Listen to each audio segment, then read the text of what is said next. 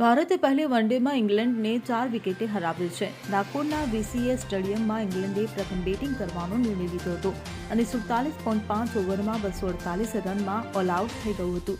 જે બાદ ભારતે 38.4 ઓવરમાં 6 વિકેટ ગુમાવીને ટાર્ગેટ ચેઝ કરી લીધો હતો. તો ભારત તરફથી શુભમન ગિલે 87, શ્રેયસ અય્યરે 59 અને અક્ષર પટેલે 52 રન બનાવ્યા હતા. જ્યારે રવિન્દ્ર જાડેજા અને હર્ષિત રાણાએ 3 વિકેટ લીધી હતી.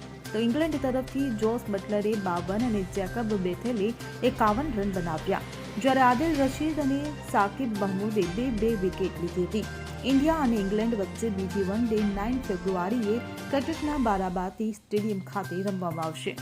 Bureau report CN24 news. હવે જુઓ દેશ દુનિયાની તમામ ખબરો તમારી આંગળીના ટેરવે. ઉઠાવો મોબાઈલ અને Google Play Store પરથી ડાઉનલોડ કરો અમારી CN24 ન્યૂઝ મોબાઈલ એપ.